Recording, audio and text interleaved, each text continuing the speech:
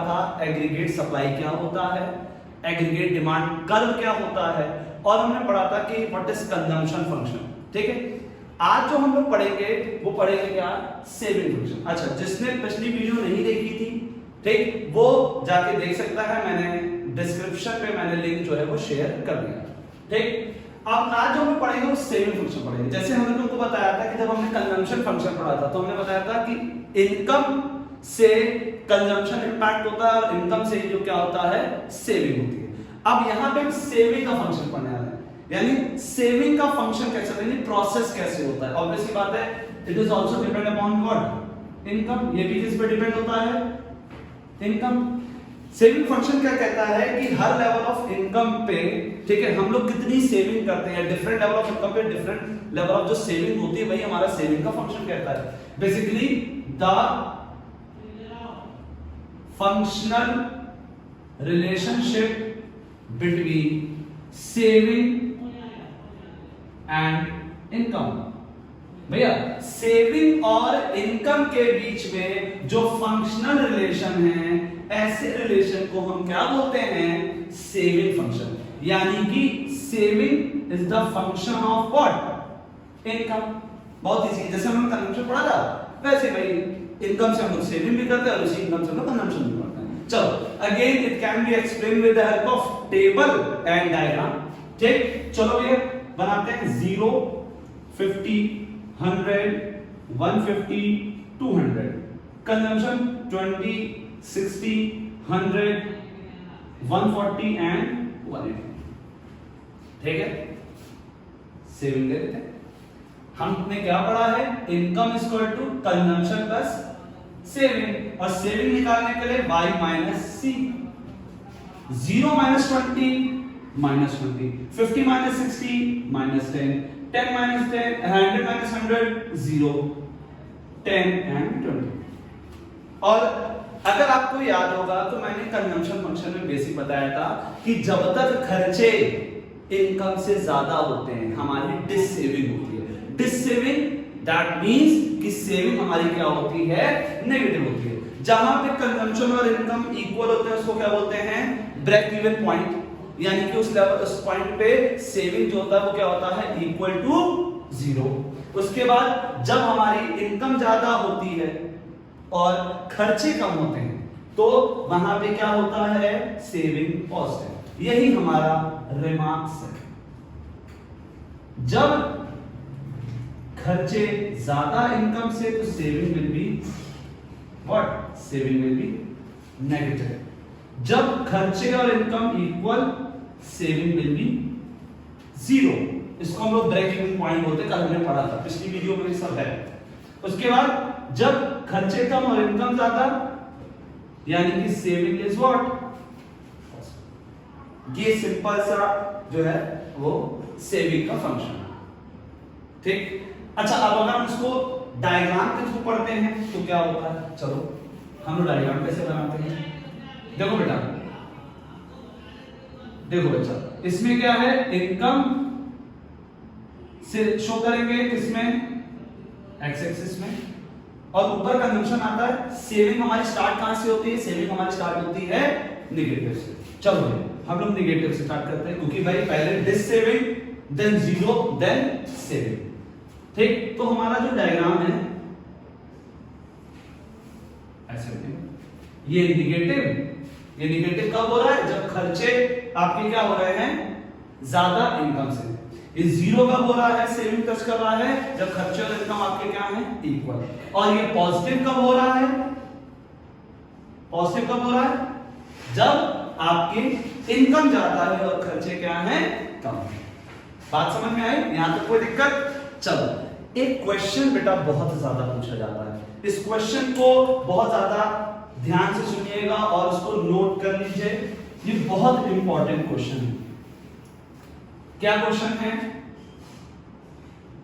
Derive consumption curve from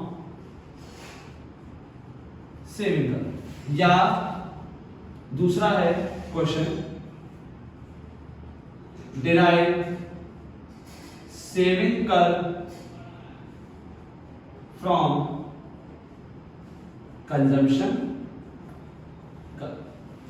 ये question जो है ये बहुत इंपॉर्टेंट है, इसको नोट कर ले। डिराइव कंजम्पशन कर फ्रॉम सेविंग कर या डिराइव सेविंग कर फ्रॉम कंजम्पशन कर। अब इसका डायग्राम कैसे बनाओ, ये बहुत बच्चे गलती करते हैं, इसको प्लीज आप लोग बहुत ध्यान से देखिएगा इस डायग्राम को कैसे बनाना। ठीक है, मैं ऊपर पर मिटा दे रहा हूं। ठीक, इस चीज को हमको समझना पड़ेगा कि डायग्राम कैसे बनेगा। देखो बच्चों, ये हमारा एक्स एक्सिस ओरिजिन इनकम, ये हमारा होगा कंजम्पशन, नीचे हमारी जाएगी। ठीक है, इनकम हमारी 45 डिग्री,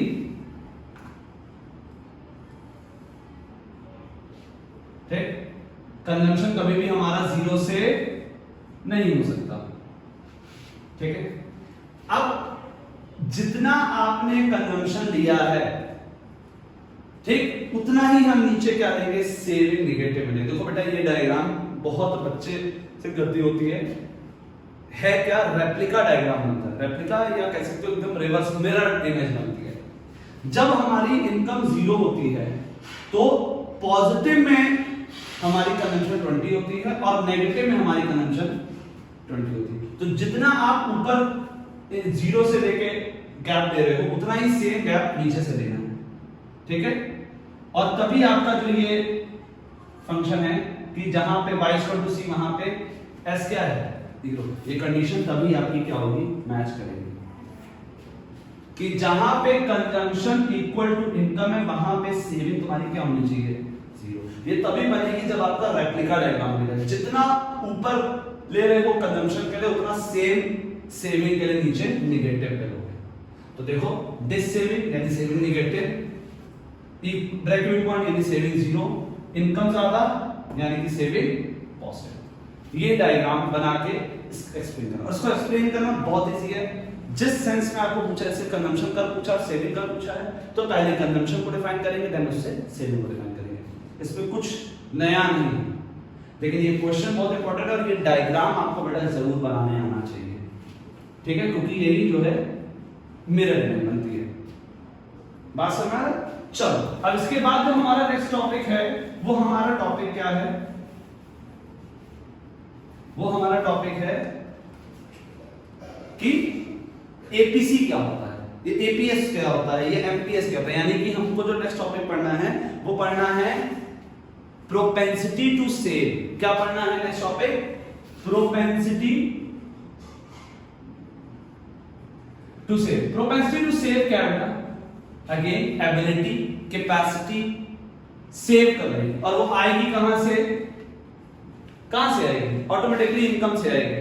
ठीक, तो हमने कहा अगर हम बात करते हैं एपीएस की, तो क्या होता है कि टोटल इनकम में से कितनी हम टोटल सेविंग कर रहे हैं, that is called as APS. It is a ratio between total saving, ठीक है, टू टोटल इनकम, यानी कितनी इनकम, टोटल इनकम से हम कितनी टोटल सेविंग कर रहे हैं, that is known as what, APS. C लिख दिया था उसको एस। ठीक है, उसके बाद आता है MPS. MPS again marginal propensity to consume. MPS हमारा क्या है, marginal propensity to consume. Marginal propensity to consume क्या होता है, मार्जिनल प्रोपेंसिटी टू कंज्यूम यानी मार्जिनल वर्ड का मतलब होता है एडिशन, यानी कितना इनकम में के चेंज होने से कितना सेविंग में चेंज हो रहा है। It is a ratio between change in saving due to change in income, यानी कितना सेविंग में चेंज हो रहा है इनकम के चेंज होने से। तो ये तुम्हारा एपीएस है और ये तुम्हारा क्या है, एमपीएस। ठीक, अब हम लोग चलो निकालते हैं, समझते हैं हम लोग। सबसे पहले हम लोग निकालते हैं एमपीएस। हम निकाल लो एमपीएस, निकालो कितने का डिफरेंस होगा, डैश में पहला डैश, दूसरा कितने का होगा 0.2, फिर कितने का होगा, कितने का होगा 0.2, फिर क्या होगा 0.2 एंड देन 0.2, ठीक है। चेंज 10/50, फिर 10/50, 10/50, 10/50, ठीक है। तो फिर delta S upon delta Y, तो हर बार एमपीएस कितना आएगा 0.2, ठीक है। एपीएस कैसे निकालोगे? एपीएस निकालने के लिए क्या होगा, एस अपॉन ए, पहला क्या होगा कांट बी डिटरमाइन, ठीक है। दूसरा क्या होगा, क्या होगा माइनस में होगा, दूसरी चीज क्या होगी माइनस 0.2, 10/50 क्या आएगा -0.2, देन ये क्या होगा 0, और इस कंडीशन में क्या होगा 10/50 कितना होगा, तुम लोग डिवाइड कर लो, कितना आएगा पॉइंट, कितना होगा 10 बाई हम लोग 150 कर लेते हैं, ठीक है। इसको डिवाइड करो, 10/150 0.0666 यानी 0.067 कर लो, पाते हैं, ठीक। तो यहां पे लिख लो 0.06 लिख लो या 067 लिख लो, कुछ भी। Then 20/200 that is 0. ठीक है। तो ये तुम्हारा, अच्छा तो तुम्हें एक चीज पता लग गई कि एमपीएस। अब चलो कंडीशन हम लोग पढ़ते हैं, जैसे हमने कन्वेंशन फंक्शन में कंडीशन पढ़ी थी वैसे पढ़ेंगे। MPS can never be equal to, MPS कभी भी इक्वल टू 1 नहीं होता है, it is always less than 1, ये हमेशा क्या होता है, ठीक। अच्छा कंडीशन हमारा आ जाए, क्या किसी सिचुएशन में एमपीएस 1 के इक्वल हो सकता है? कंडीशनली, कंडीशनली अगर हम कहें तो हो सकता है जब हम पूरा इनकम उठा के क्या कर दें, सेव कर दें, और खर्चे क्या कर दें, 0 कर दें। क्या एमपीएस 0 हो सकता है? हाँ, जब हम पूरे खर्चे उठा, इनकम उठा के क्या कर दें, खर्चा कर दें और सेविंग क्या कर दें यहाँ पे। तो ये जो कंडीशन है ये कंडीशनली है, यानी कंडीशंस हैं ये, इसलिए मैं तुमको बता रहा हूं क्योंकि एक नंबर पूछा जाता है, क्या एमपीएस 1 के इक्वल हो सकता है? कभी भी हम पूरी इनकम उठा के क्या करते हैं, सेव कर दें और खर्चों को कर देते हैं, हालांकि ये पॉसिबल नहीं है। इनकम 0 हो सकती है लेकिन खर्चे कभी भी 0 नहीं हो सकते, ये हमने पढ़ चुके हैं। एमपीएस 0 हो सकता है, हाँ, हम इन पूरी इनकम उठा के क्या करते हैं, खर्च करते हैं, सेविंग को क्या करते हैं, 0। तो ये कंडीशन एमपीएस के लिए होती है, ठीक है। ये कंडीशन किसके लिए होती है, एमपीएस के लिए। तो ये आपको इसमें कोई भी दिक्कत है, ठीक, तो आप दोबारा से रिपीट करके वीडियो देख लीजिएगा, आपको समझ में आ जाएगा कि क्या चीजें हैं, ठीक। एपीएस के लिए क्या है, एपीएस नेगेटिव हो सकता है, 0 हो सकता है और पॉजिटिव हो सकता है। नेगेटिव एपीएस कब होगा, अच्छा देखो ये भी देख लो, एपीएस नेगेटिव कब होगा, जब खर्चे ज्यादा होंगे इनकम से, यानी सेविंग उस सिचुएशन में क्या होगी, नेगेटिव होगी। एपीएस 0 कब होगा, जब खर्चे और इनकम इक्वल होंगे, यानी सेविंग तुम्हारी क्या होगी, 0 होगी। एपीएस लेस देन 1 कब होगा, एपीएस जो है लेस देन 1 कब होगा, जब तुम्हारे खर्चे कम इनकम ज्यादा, यानी सेविंग स्टार्ट, सेविंग क्या हो जाएगी, पॉजिटिव हो जाएगी। तो ये जो कंडीशंस हैं इनको हमको ध्यान में रखना है जब सेविंग फंक्शन पर। अब इससे एक दो पॉइंट निकल कर आया जो मैं आपको बताना चाह रहा हूं, ठीक है, इसको हम लोग पहले समझ लेते हैं। क्या एक दो ऐसे पॉइंट्स हैं जिनको हमको समझना बहुत ज्यादा जरूरी है जब हम ये पढ़ रहे हैं। देखते हैं, ये भी न्यूमेरिकल गेज होता है। देखो बेटा, हमेशा MPC plus MPS is always equals to 1।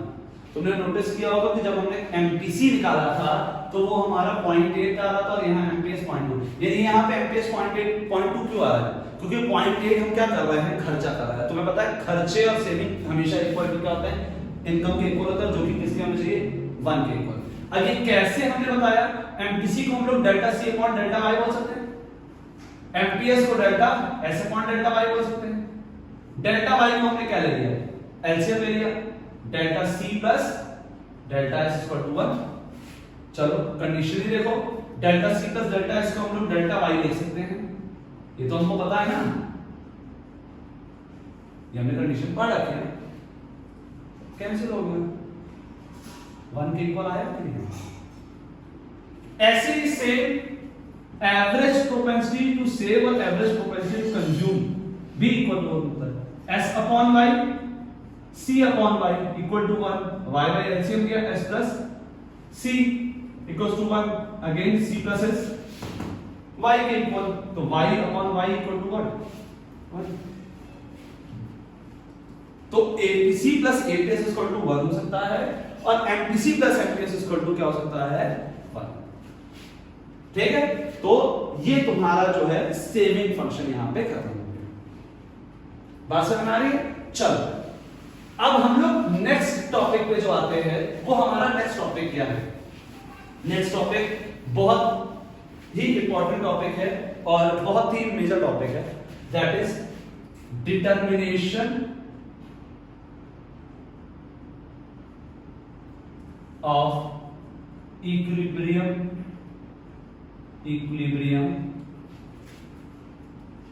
Level of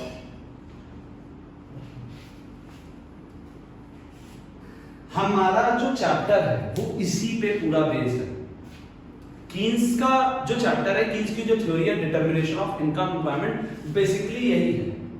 ठीक है, अब तक जो हमने पढ़ा वो एडी और एएस का बेसिक अजम्पशन पढ़ा।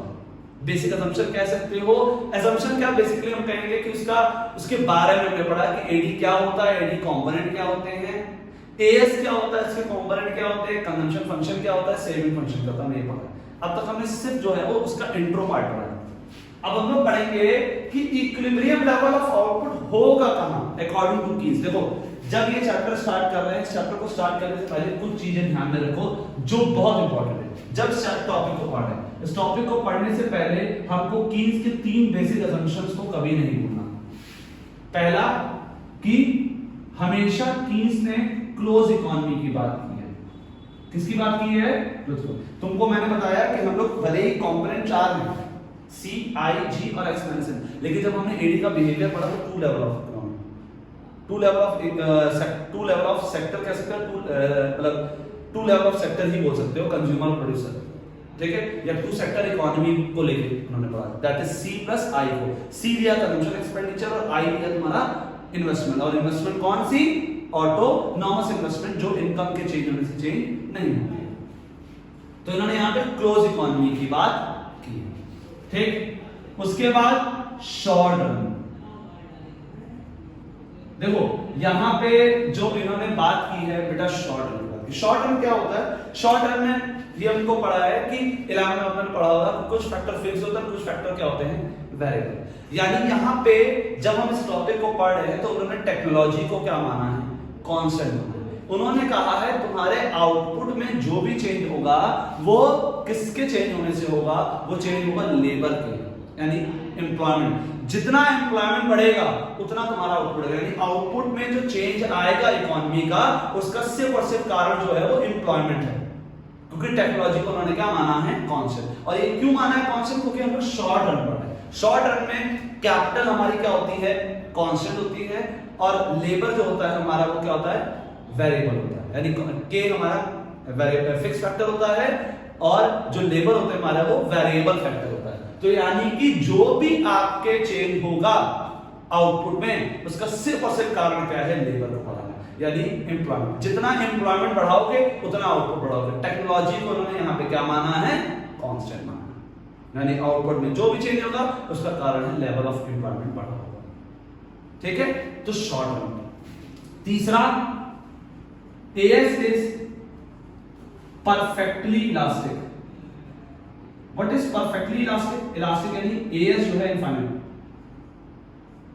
यानी कि उनके कीन्स के अकॉर्डिंग जो सप्लाई है वो तुम्हारी हमेशा परफेक्टली इलास्टिक रहती है, यानी वो इनफाइनाइट लेवल की इकोनॉमी में है। जो भी कमी आती है वो हमेशा डिमांड साइड से आती है, ठीक है। कीन्स और क्लासिकल बहुत बेसिक डिफरेंस बताते हैं।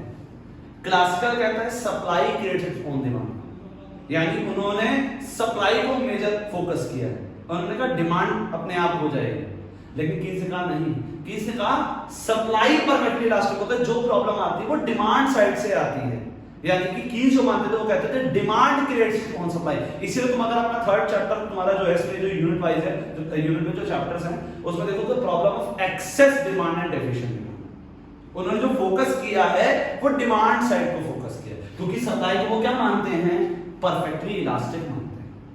तो इसीलिए problem of excess demand and problem of deficient demand ये अभी हम आगे पढ़ेंगे, ठीक है। तो ये चीज है, यानी उन्होंने जो फोकस किया वो डिमांड साइड को किया, और क्लासिकल थ्योरी यानी एडम स्मिथ ने जो किया था वो सप्लाई साइड को किया था। बात समझ आ रही? तो अब हम इस पे लेवल पे पढ़ते हैं कि हमारा इक्विलिब्रियम लेवल ऑफ आउटपुट कहां होगा, यानी इसका डिटरमिनेशन कहां होगा। तो बहुत सिंपल सा बोला गया है कि इक्विलिब्रियम लेवल ऑफ आउटपुट वहां पे होगा जहां एग्रीगेट डिमांड एग्रीगेट सप्लाई की क्या होगी, equal. Equilibrium level of output कहां कहलाएगा, इक्विलिब्रियम लेवल कहां पर है, जहां पे तुम्हारा एग्रीगेट डिमांड एग्रीगेट सप्लाई के क्या है, इक्वल। इसको हम लोग इफेक्टिव डिमांड भी बोलते हैं। क्या बोलते हैं हम लोग, इफेक्टिव डिमांड।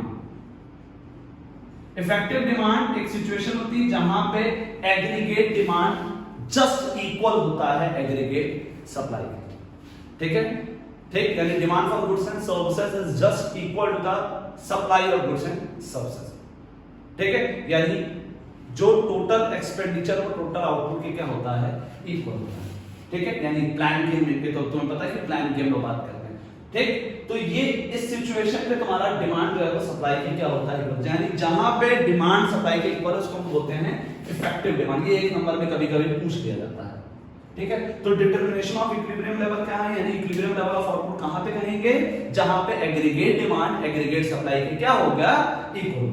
अच्छा, अब देखो एग्रीगेट डिमांड किन दो चीजों को लेकर बना है, दो सेक्टर को लिया है, C प्लस आई, एएस को क्या बोलते हैं, C प्लस एस बोल सकते हैं ना, क्योंकि AS is somewhere related to what, income. अच्छा, इक्विलिब्रियम लेवल कहां कहता है, जहां पे एडी इक्वल टू क्या है, एएस है। इसको क्या लिख सकते हैं, C प्लस आई, इसको क्या लिख सकते हैं, C प्लस एस। यानी इक्विलिब्रियम लेवल ऑफ आउटपुट जो है वो दो अप्रोच के साथ समझा सकते हैं। किसके साथ समझा सकते हैं, दो अप्रोच। एक अप्रोच हमारी है AD equal to AS approach, that is called as first approach, और सेकंड अप्रोच कहां है, जहां पे आई इक्वल टू एस यानी इन्वेस्टमेंट इक्वल टू सेविंग, वो हमारी क्या है, सेकंड अप्रोच, ठीक है। एक चीज मैं फिर बता दूं कि सिर्फ कीन्स ही नहीं है जिन्होंने इक्विलिब्रियम लेवल ऑफ आउटपुट का डिटरमिनेशन किया, हमारे सिलेबस में सिर्फ कीन्स है, वरना इसका क्लासिकल ने भी डिफाइन किया है। ऐसा नहीं है, ऐसा कहीं नहीं कह सकते कि ये थ्योरी से अगर इन्होंने अच्छी दिया, इनकी एक्सपोजर हो गया, इनका फेमस हो गया, तो सिर्फ इन्होंने दिया, नहीं सबने दिया है। लेकिन हमारे सिलेबस में सिर्फ कीन्स के बारे में है, इसलिए हम क्लासिकल का डिटरमिनेशन नहीं पढ़ते, ठीक है। लेकिन क्लासिकल ने भी इसका डिटरमिनेशन दिया है, हमारे सिलेबस में सिर्फ कीन्स है, ठीक है। इसका कीन्स के पढ़ने पड़े, तो हमको आज दो अप्रोच पढ़नी है, AD equal to AS approach पढ़ना है, एक investment I equal to S यानी इन्वेस्टमेंट इक्वल टू सेविंग, ठीक है। हम लोग समझते हैं कि अब है क्या, यानी determination of equilibrium level of output हमको पता लग गया कि कोई भी हमसे पूछेगा कि determination equilibrium level of output बताओ, हम सिंपली बताएंगे जिस पॉइंट पे एग्रीगेट डिमांड इक्वल है किसके, एग्रीगेट सप्लाई के। और इसको हम और क्या बोल सकते हैं अगर एक वर्ड में है, दैट इज इफेक्टिव डिमांड बोल सकते हैं। इफेक्टिव डिमांड क्या है, जहां पे डिमांड जो है वो एग्जैक्टली इक्वल है किसके, सप्लाई। ये हमको तैयार है, ठीक है। अब हमको दो अप्रोच पढ़नी है, और ये असम्पशंस को बेटा ध्यान में रखना हमेशा, ठीक है। अब अप्रोच क्या पढ़नी, सबसे पहले AD equal to AS approach, मतलब कि हमको इस टॉपिक में कुछ नया नहीं पढ़ना, बहुत इजी है, बहुत ट्रिक से पढ़ेंगे, इसमें कुछ नया नहीं पढ़ना। इसमें सिर्फ तुमको ये बताना है कि हमने किस पॉइंट पे एग्रीगेट डिमांड एग्रीगेट सप्लाई की क्या हो रही है, इक्वल हो रही है, और उसको टेबल और डायग्राम के साथ एक्सप्लेन करना, नथिंग, ठीक है। चलो समझते हैं। अब इसको जब भी डिफाइन करना है, सबसे पहला एग्रीगेट डिमांड की डेफिनेशन क्या होती है तुम्हें पता है, ठीक है, तुम्हें पता है, प्लान टू इनकम, यानी एक साल के अंदर जितना भी खर्चा करना चाहते हैं बाय वेरियस सेक्टर, ठीक है, वेरियस सेक्टर जितना भी एक साल के अंदर खर्चा करना चाहते हैं गुड्स एंड सर्विसेज, सारे खर्चों को हम लोग क्या बोलते हैं, एग्रीगेट डिमांड, ठीक है। Total expenditure on goods and services plan to income by various sector during an accounting year.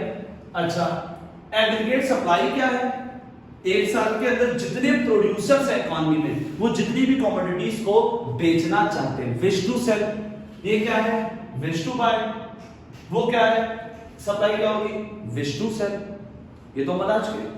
अब हमको ये समझना है कि एडीएस अप्रोच कहां पे, यानी कहां पे डिमांड जो है सप्लाई के इक्वल हो रही है। हमने यहाँ पे एडी के दो कंपोनेंट पढ़े हैं, एक पढ़ा है कंजम्पशन और एक पढ़ा है इन्वेस्टमेंट। यानी कंजम्पशन एक्सपेंडिचर पढ़ा है, यानी हाउस होल्ड एक साल के अंदर कितने खर्चे करता है कंज्यूमर गुड पे, और यहाँ पे जो इन्वेस्टमेंट ली है वो ऑटोनॉमस इन्वेस्टमेंट ली है। ठीक, इन्वेस्टमेंट जो होती है कौन सी इन्वेस्टमेंट, ऑटोनॉमस इन्वेस्टमेंट, एक ऐसी इन्वेस्टमेंट जो तुम्हारे लेवल ऑफ इनकम से इंपैक्ट नहीं होगी, यानी इनकम में चेंज हो चाहे ना हो, मतलब इनकम में चेंज हो, इन्वेस्टमेंट में कोई भी चेंज नहीं होगा। It is independent on level of income, यानी वो इंडिपेंडेंट रहती है, वो डिपेंडेंट नहीं होती। ये हमने सब कुछ एडी बिहेवियर में देखा है। ठीक है, तो अब हम इसको एक्सप्लेन करते हैं टेबल और डायग्राम। ठीक है, तो जब भी हमको अगर बोर्ड में आता है AD अप्रोच, तो हमको किन तीन चीजों को सबसे पहले नोटिफाई करना पड़ेगा इसको लिखने के लिए। सबसे पहले हमको नोटिफाई करना पड़ेगा कि एडी की डेफिनेशन क्या है। ठीक, प्लस हमने किन टू सेक्टर्स को लिया है, किन दो सेक्टर को लिया है, सी प्लस आई। ठीक है, उसके बाद हम एएस की डेफिनेशन बताएंगे। ठीक, और एएस के कौन से दो पार्ट है, that is C plus S. ठीक है, और सब तीसरा जो हम बताएंगे वो बताएंगे अजम्पशंस। ये तीन पॉइंट को हमेशा याद रखना है जब हम कोई अप्रोच को डिफाइन करते हैं। देखो हम लोग को सब आता है, ठीक है, आप लोग को भी सब, मतलब सबको आता है, बट हम लोग को मार्क्स किस अकॉर्डिंग मिलते हैं बेटा, हमको मार्क्स उसके अकॉर्डिंग मिलते हैं जो कॉपी में लिख कराएंगे। ठीक है, बोर्ड में मार्क्स उसी के अकॉर्डिंग मिलेंगे। तो आपकी प्रेजेंटेशन भी मैटर करती है। तो आपको प्रेजेंटेशन मान लो 6 नंबर में आया तो आप उसको कैसे लिखोगे। सबसे ज्यादा पता है आज के समय बच्चों को प्रॉब्लम क्या है, बच्चों को कंसेप्ट आता है, सब कुछ आता है, बट जब क्वेश्चन आते हैं तो क्वेश्चन में कितना लिखना है, कितने वर्ड्स में, क्या क्या टॉपिक्स को मेजर प्रायोरिटी देनी है, ये बहुत ज्यादा बच्चों में लैग करता है और इसकी वजह से नंबर मिलते हैं। कि सब कंसेप्ट आता है, हम कंसेप्ट सब कुछ होते हैं, हमने लिखा है, बट हमको नंबर नहीं मिला। नंबर क्यों नहीं मिला, क्योंकि आपने सीक्वेंस वाइज चीजों को नहीं लिखा है। ठीक है, हम लोग क्या करते हैं, इधर उधर की चीज पहले लिख देते हैं, जो मेन कंटेंट है वो आखिरी में 2-3 लाइन लिखते हैं, और इस वजह से हमको क्या होता है, नंबर नहीं मिलता। तो हमको इस चीज को ध्यान देना है कि हमको जब पूछा जाए तो आंसर कैसे लिखना है। हम तुमको ये भी बताएंगे पर क्वेश्चन में तुमको आंसर कैसे लिखना है, कि कैसे तुमको क्या मिले, तुमको अच्छे से अच्छा नंबर मिले। तो सबसे पहला एडी की डेफिनेशन लिखनी है, एएस की डेफिनेशन, और जब टू सेक्टर यानी सी और आई को डिफाइन करना है वो प्रॉपर डिफाइन करनी है, दो लाइन में डिफाइन करोगे that is sufficient. Then C plus S, ठीक, और एएस यानी कि एएस क्या है, असम्पशन। ठीक है, असम्पशन में क्या क्या आएगा, टेक्नोलॉजी में कोई चेंज नहीं, प्राइस में कोई चेंज नहीं, एडी में जो हम ले रहे हैं वो कितने सेक्टर को ले रहे हैं, टू सेक्टर को ले रहे हैं। ये कुछ बेसिक असम्पशन है जिनके बेस पे हम इसको डिफाइन करेंगे। चलो अब हम लोग समझते हैं, इनकम निकालो 0, 50, 100, 150, 200। कंजम्पशन चलो 20, 60, 100, 140। अच्छा, मैं टेबल सेम इसलिए बार बार ले रहा हूं ताकि आपको ये चीज दिमाग में बैठ जाए। ठीक है, हर बार डिफरेंट टेबल लेंगे तो थोड़ा सा ये, लेकिन ये अगर हम सेम टेबल हर बार लेंगे तो आप पिछले वाले टॉपिक से कनेक्ट कर पाओगे। ठीक है, इसलिए मैं सेम टेबल बार बार ले रहा हूं। ठीक, आई ले लेते हैं 10, 10, 10, 10, 10। सेविंग ले लो, सेविंग कैसे निकालते हैं, अगेन हमको तुमको बताया y माइनस सी, -20, -10, 0, 10, 20। अब तो याद भी होगा। चलो अब सबसे पहले हम लोग निकालते हैं एडी और देन हम लोग निकालेंगे एएस, क्योंकि हमको यहाँ पे इक्विलिब्रियम लेवल ऑफ आउटपुट दिखाना है, शो करना है। ठीक, तो सबसे पहले एडी किससे बनता है, सी प्लस आई से। एडी किससे बनता है, सी प्लस आई से। बात समझ में आ रही है। चलो तो कैसे होगा, 30, 70, 110, 150, 190, यही तो होगा। एस सी प्लस एस 0, 50, 100, 150 और 200। बात समझ आ रही? ये चीज हमको देखनी। अब हमको इसमें आइडेंटिफाई करना है, क्या आइडेंटिफाई करना है कि कहां पे इक्विलिब्रियम हो रहा है। तो रिमार्क्स लिखते हैं, बड़ा राइटिंग थोड़ा सा बोल सही रहे और लिखने में थोड़ा सा बहुत जल्दबाजी कर जा रहा है, ठीक है। मैं दोबारा क्लियर लिख देता हूं। रिमार्क्स, चलो इनिशियल लेवल पे क्या हो रहा है, एग्रीगेट डिमांड एग्रीगेट सप्लाई से क्या है, ज्यादा है। देखो इस सिचुएशन में क्या है, इक्विलिब्रियम हो रहा है, और इसके बाद क्या हो रहा है, एग्रीगेट डिमांड कम है और एग्रीगेट सप्लाई क्या है, ज्यादा है। बात समझ में आ रही? ठीक। तो हमने रिमार्क्स में देखा कि एग्रीगेट डिमांड ज्यादा है, एग्रीगेट सप्लाई कम है। इस सिचुएशन में हमारा equilibrium level of output determine हो रहा है, जहां पे एग्रीगेट डिमांड एग्रीगेट सप्लाई की क्या हो रहा है, इक्वल हो रहा है। और इसके बाद क्या हो रहा है, डिमांड कम है, सप्लाई ज्यादा है। तो ये क्वेश्चन जब भी आए, इसमें कुछ चीजों को बहुत ध्यान रखना है। पहला, हम टेबल और डायग्राम के साथ उसको समझाएंगे। दूसरा, ये कंडीशन लिखना बहुत ज्यादा जरूरी है कि डिमांड अगर ज्यादा हुई तो क्या होगा और डिमांड अगर कम हुई तो क्या होगा, क्योंकि इक्वल होगा तो ये तो हमको पता है कि that is the determination of equilibrium, यानी यहां पे इक्विलिब्रियम लेवल ऑफ आउटपुट हो रहा है कि जितनी डिमांड है उतनी क्या है, supply, which is also called as effective demand. ठीक है, चलो तो अब हम इसका डायग्राम बनाते हैं। हम लोग इसका क्या सीखेंगे बेटा, डायग्राम। तो डायग्राम समझने के लिए हम लोग इस पे यहां पे रख कर देंगे। चलो भैया डायग्राम देखते हैं। एग्रीगेट सप्लाई, ठीक। और एक चीज, जब भी आप डायग्राम बनाना एक्स एक्सिस वाई एक्सिस को जरूर मेंशन कर देना, ठीक है। एग्रीगेट डिमांड एग्रीगेट सप्लाई से क्या है, ज्यादा, यहां पे इक्वल और यहां पे क्या हो रही है, ठीक है। अब हमको पढ़ना है कि जब एग्रीगेट डिमांड ज्यादा है तो क्या होगा और जब एग्रीगेट डिमांड कम है तो क्या होगा, क्योंकि अगेन हमारा इक्विलिब्रियम लेवल ऑफ आउटपुट आपको वहीं पे मिलेगा जहां पे एग्रीगेट डिमांड एग्रीगेट सप्लाई के इक्वल है, यानी कि डिजायर्ड यानी प्लान्ड एक्सपेंडिचर प्लान्ड आउटपुट के क्या है, इक्वल, क्योंकि यहां पे जो भी एडीएस की बात हो रही है वो प्लान्ड की बात हो रही है, वो डिजायर्ड की बात हो रही है। बात समझ में आ रही है? तो हमारा जो ये बहुत इंपॉर्टेंट टॉपिक है, इसको हमको बहुत ध्यान से समझना है, ठीक है। तो हम इसको रब करते हैं। अब हम लोग इसको समझेंगे क्या कि ये दो बेसिक कंडीशन क्या कहती है कि अगर हमारा एग्रीगेट डिमांड एग्रीगेट सप्लाई से ज्यादा है तो क्या होगा। अब तुम खुद समझो कि अगर हमारी डिमांड ज्यादा हो रही है सप्लाई से, ठीक है, तो इकोनॉमी में क्या हो रहा है कि जितना तुम्हारा प्लान्ड आउटपुट है उससे ज्यादा तुम्हारी क्या हो रही है, खर्चे, यानी खर्चे तुम्हारी इनकम सॉरी आउटपुट से तुम्हारे क्या हैं, ज्यादा। इस कंडीशन में क्या होगा, प्रोड्यूसर के पास क्या है, प्रोड्यूसर के साथ कंडीशन क्या आएगी, अनफुलफिल्ड डिमांड की। किसकी कंडीशन आएगी, अनफुलफिल्ड डिमांड, यानी कि आप जो सप्लायर्स हैं, जो प्रोड्यूसर्स हैं, वो डिमांड को फुलफिल नहीं कर पा रहे, ठीक है, यानी डिमांड ज्यादा हो गई है और सप्लाई क्या है, कम है, ठीक। यानी कि तुम्हारा जो खर्चे हैं वो डिजायर्ड लेवल ऑफ आउटपुट से क्या हो गए, ज्यादा हो गए, ठीक है। तो अब इनको हमको समझना पड़ेगा, ठीक। इसको समझने के लिए हमको क्या करना पड़ेगा, यानी हमको इकोनॉमी चलेगी कहां, यहां डिमांड सप्लाई के इक्वल है। तो हम क्या करेंगे, हम लेवल ऑफ